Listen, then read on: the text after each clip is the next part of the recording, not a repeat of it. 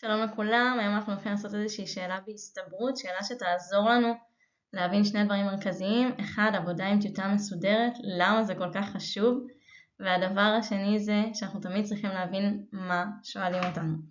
אז בואו נסתכל על השאלה הזאת. בעצם יש לנו שתי קופסאות, קופסה אחת עם 8 פתקים, קופסה שנייה עם 5 פתקים. בקופסה הראשונה על כל פתק יש ספרה שונה בין 1 ל-8, ובקופסה השנייה בעצם על כל הפתקים מופיעה הספרה 4. נבחרה איזושהי קופסה אחת באקראי, ההסתברות לבחור בכל קופסה היא זהה, ומתוך הקופסה שנבחרה נשלף איזשהו פתק באקראי. ידוע כי מה שיצא בפתק זה 4. עכשיו שואלים אותי מה ההסתברות שהפתק שנשלף הוא מהקופסה הראשונה. והתשובות שלי הן בעצם בשברים, כמובן כיאה לבעיית הסתברות. יופי, אז שני דברים מאוד מאוד חשובים.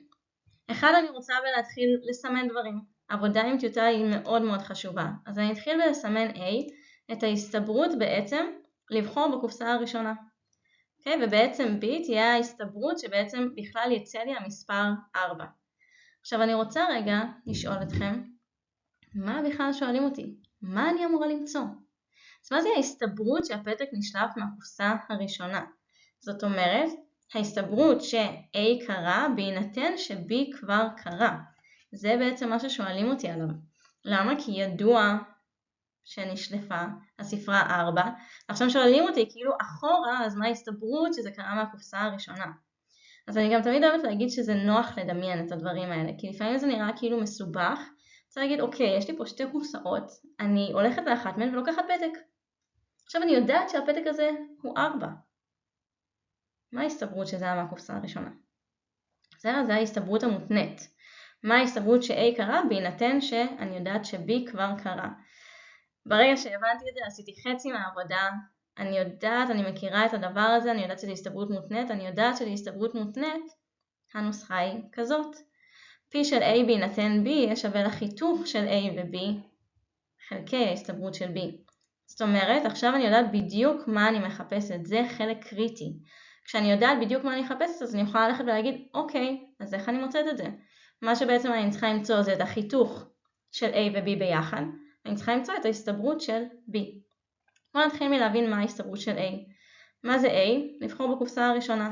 אני יודעת שההסתברות לבחור בכל קופסה היא זהה, ולכן ההסתברות לבחור בקופסה הראשונה שווה להסתברות לבחור בקופסה השנייה, שווה לחצי. זה פשוט. מה זה B? ההסתברות לבחור 4. יש לי שתי אפשרויות.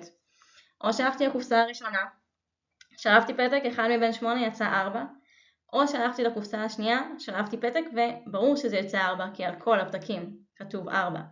אז בעצם ההסתברות של B בנויה או שהלכתי לקופסה הראשונה והוצאתי את הספרה 4, 1 חלקי 8, או שהלכתי לקופסה השנייה ובוודאות הוצאתי את הספרה 4, ההסתברות היא 1.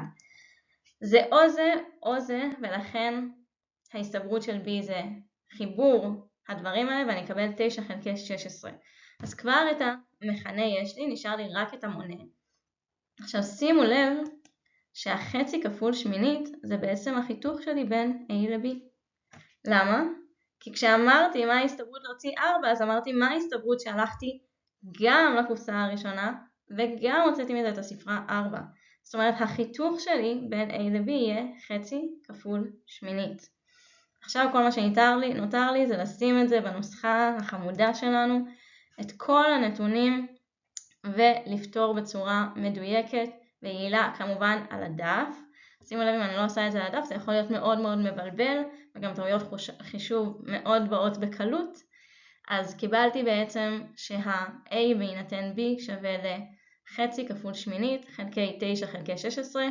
פתרתי את הדבר הזה, קיבלתי תשיעית, בעצם 0.11, וזה תשובה מספר 2. זהו חברים, שני דברים חשובים לזכור. אחד זה לעבוד עם טיוטה מסודרת, והשני זה לשים לב למה מבקשים ממני. ברגע שאני יודעת מה אני מחפשת. זה כלל חשוב מאוד.